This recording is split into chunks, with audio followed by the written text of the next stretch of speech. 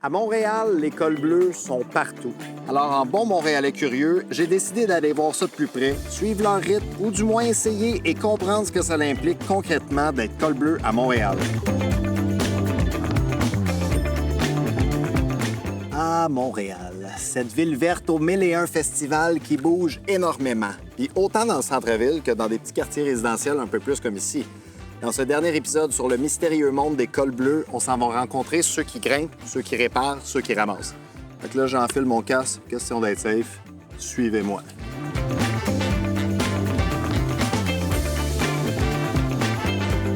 Là, on s'en va rencontrer Marie-Lou et Elisabeth, deux élagueuses qui vont nous en apprendre pas mal plus que moi sur le sujet. Les filles! Hey, allô? C'est quoi votre job?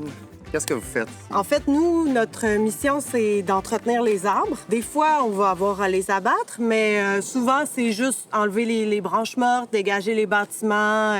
Notre job, en gros, c'est d'essayer de concilier la nature, les arbres, avec le monde urbain aussi. Là. Qu'est-ce qui vous rend fier de faire ce job-là? Tu sais, les arbres, là, c'est des êtres vivants. Fait que moi, de pouvoir grimper dedans, de les entretenir, c'est vraiment quelque chose qui me rend fière. Puis après, ce qu'on se doit de savoir, c'est de savoir regarder, inspecter l'arbre, savoir s'il est sécuritaire à grimper dedans. Fait qu'on va être capable d'identifier s'il y a des fourches qui sont faibles, s'il y a des cavités. Même si en haut, il est plein de feuilles, c'est comme nous, c'est pas parce qu'on a des cheveux sur la tête qu'on est en santé. Bien, l'arbre, ça peut être aussi pareil. OK. Avant de mettre notre vie dedans, on a besoin de savoir s'il est en santé. Bon, c'est pas que je me sens inconfortable d'être assis juste à côté du trou de la déchiqueteuse, mais je me demandais, y a-t-il une petite job que je pourrais faire? OK! Ciao, bye! Montréal! C'était incroyable. C'était tellement haut, puis tout ce que je voyais, c'était vert. Une des plus belles vues que j'ai jamais eues. Je pense que ça va être mon nouveau spot pour regarder les feux d'artifice. Hein, les filles? Ça serait possible de... All right, yes!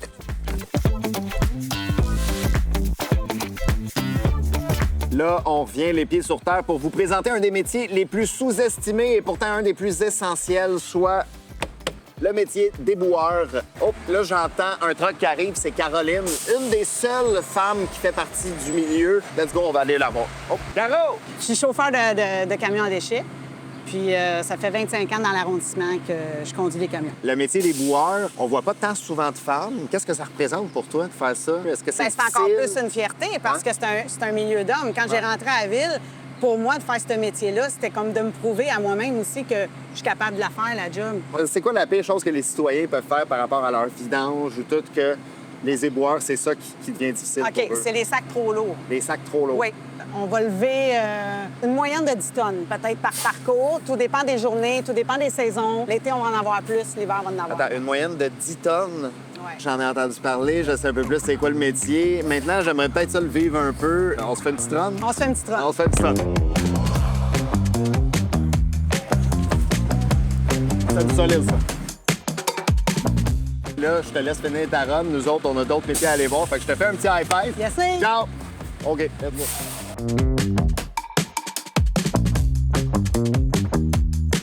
On est rendu au garage Vio. On répare des camions de pompiers puis tous les véhicules d'urgence de la ville. Là, on s'en va rencontrer Daniel. Lui, c'est un col bleu mécanicien pour le garage Vio. Puis et moi, on va aller le rencontrer. Daniel, ça va bien? Oui. Ça ressemble à quoi environ l'ambiance de travail? De soir, on n'est que des mécanos. OK. De jour, il y a la ferblanterie, l'UTM, il y a les soudeurs, il y a ceux qui font des pièces pour la Caduc, entre autres. Beaucoup de corps de métier de jour. Tout ce monde-là, ça s'entend-tu bien ensemble? Bien Ça se- sûr, bien sûr.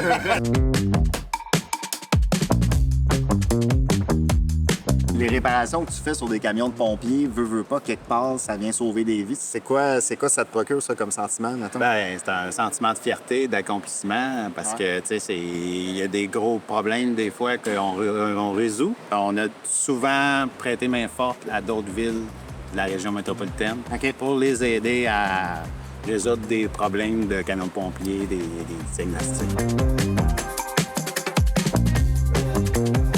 Donc, l'école bleue, je pense qu'on peut le dire, c'est beaucoup plus qu'un uniforme. Hein? C'est des gens qui sont passionnés par leur métier puis qui rendent la ville le fun, viable et sécuritaire. Là, je rentre à la maison, je m'en vais prendre une douche. Salut tout le monde!